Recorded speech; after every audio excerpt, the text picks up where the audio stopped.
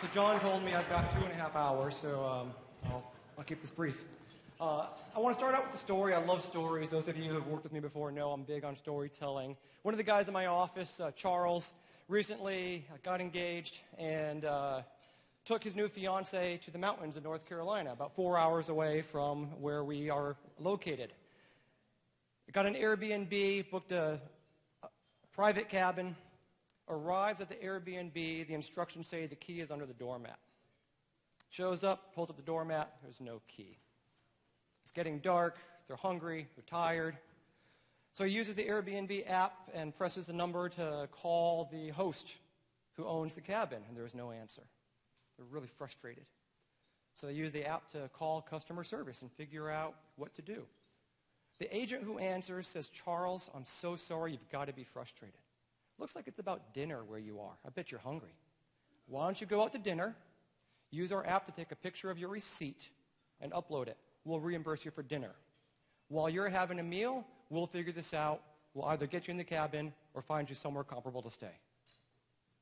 Pretty incredible client experience.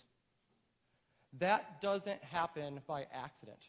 They had dinner, they got a message from the owner during dinner, told them where the key was, they got in, had a wonderful weekend. Great way to kick off their engagement.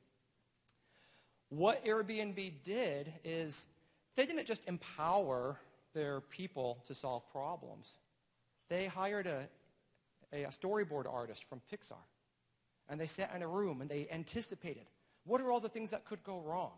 And drew little 5-frame cartoons and illustrated them and posted them all around the office. So they trained their people. This is a possible outcome. Let's anticipate it. Let's design for it and take what would have been a disaster of an experience and turn it into a story that Charles told me, and I've now had thousands of people in rooms like this hear that same story. What an incredible outcome. So what some of these firms I'm about to recognize are doing is thinking about their client and their client experience that way. They're elevating to that level of listening to their clients, fixing what's wrong, and beginning to anticipate, design, and really enculturate the client experience in their firms. Outside AEC, 91% of CEOs think that they will be competing primarily on the client experience in the next decade. 91%.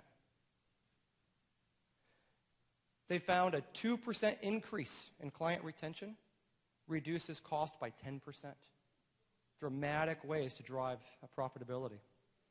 And PSMJ's own research shows that acquiring new customers is 5 times more costly than keeping the ones you've got.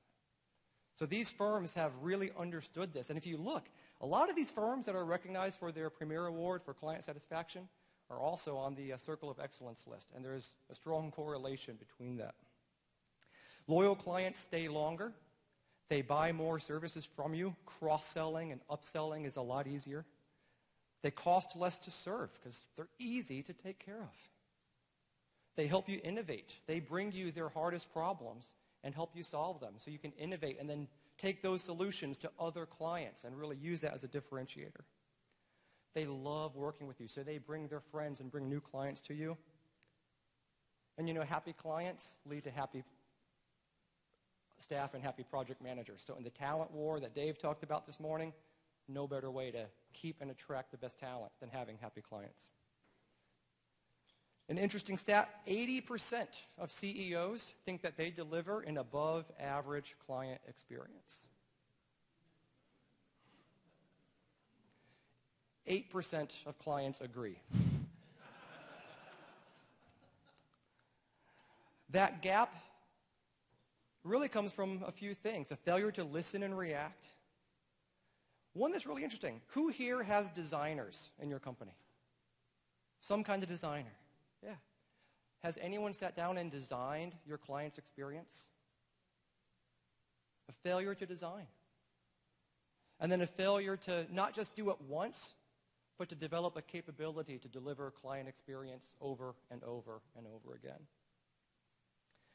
Merit's CX has found that firms that enculturate client centricity and enculturate client experience thinking are 3 times more likely to see above average growth in client retention and in revenue. So this is smart business stuff. It's not touchy-feely. This is really good smart business. We're going to honor 17 firms that were selected based on their performance as evaluated by their clients. So we're looking at engagement, things like response rate. We're looking at a consistency of scores and performance. These firms are up here because their clients put them up here. What makes a winning firm? The average firm here, on average, is getting feedback at least 5 times a year per employee. So they're sending out 5 surveys, getting feedback, a ratio of 5 to 1 by employee. They followed up. They actually took effort and responded to clients, to at least half of the clients who responded. They're closing the feedback loop. And there's a metric called the Net Promoter System. I won't tell you the math. The average company in the world is a 35.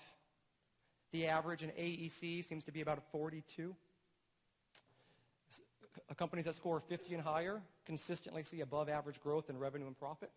Market leaders, the best companies in the world. You think of Disney, you think of Apple, a USAA Bank, all those companies that lead, they hit a 75. The average of the winners tonight is a 72. These are firms who their clients are saying, you are the best of the best, and there's no one else that approaches the level of service you do. The highest scoring firm tonight had a 92. Unheard of. The biggest correlations to creating that loyalty behavior was excellence on responsiveness and managing the budget. Those are the 2 things clients say, you do those best, you've got my business forever. The most common themes that come up was a named employee. This is a relationship business. What clients like most is having their guy, their gal that they can call and they can depend on. We've also found these firms that have committed to client experience, they're getting feedback, they're following up, they see an 83% drop in repeat low scores.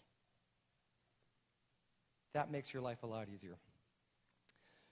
So I'm going to turn this over to John so he can read the list of winners. I think there's photographs and other things, so I'm on handshake and photograph duty, so we'll let John call the names, but I want to congratulate each of you.